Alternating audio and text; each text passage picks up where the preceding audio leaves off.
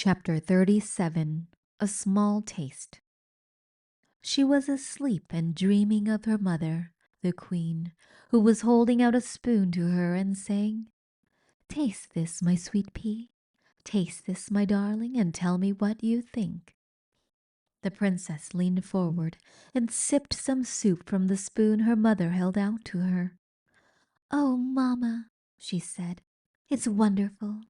It's the best soup I have ever eaten."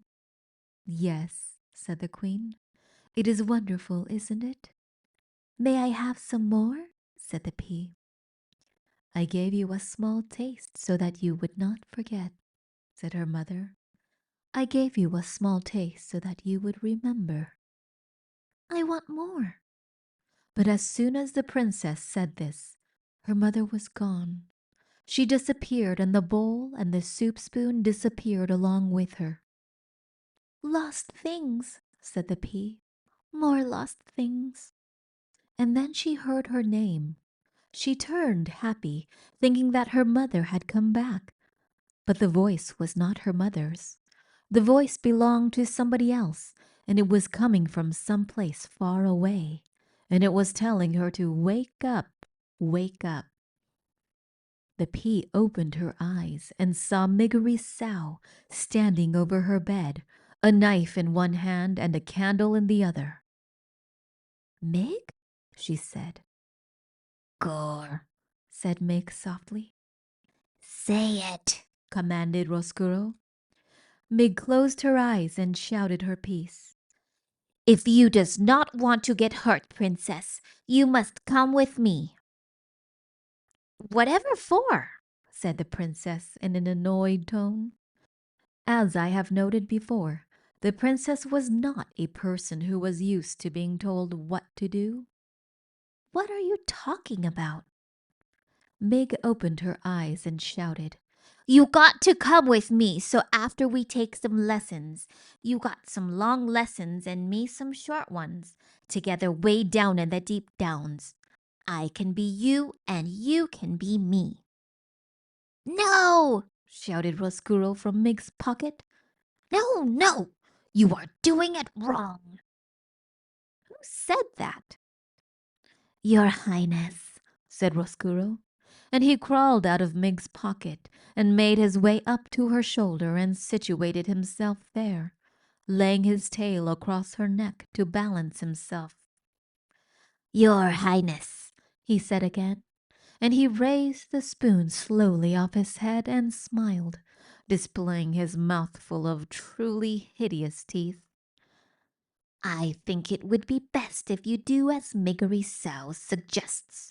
She is, as you can quite clearly see, in possession of a knife, a large knife, and she will, if pushed, use it." "This is ridiculous," the princess said.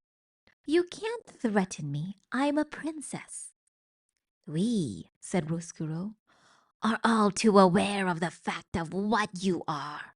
A knife, however, cares nothing for the fact that you are royalty, and you would bleed, I assume, just like any other human."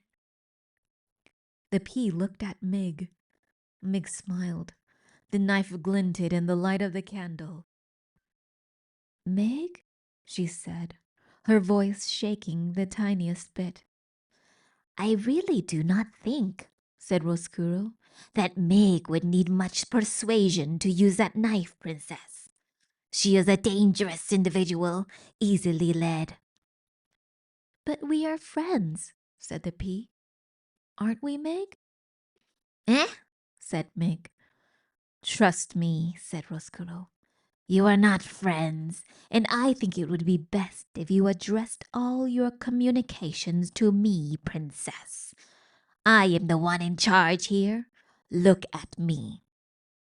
The pea looked right directly at the rat and at the spoon on his head. Her heart skipped one beat and then two. "Do you know me, princess?" "No," she said, lowering her head. "I don't know you." But reader, she did know him. He was the rat who had fallen in her mother's soup. and he was wearing her dead mother's spoon on his head. The princess kept her head down. She concentrated on containing the rage that was leaping up inside of her. "Look again, princess. Or can you not bear to look? Does it pain your royal sensibilities to let your eyes rest on a rat?" "I don't know you," she said, "and I'm not afraid to look at you." The pea raised her head slowly. Her eyes were defiant. She stared at the rat. "Very well," said Roscuro. "Have it your way. You do not know me.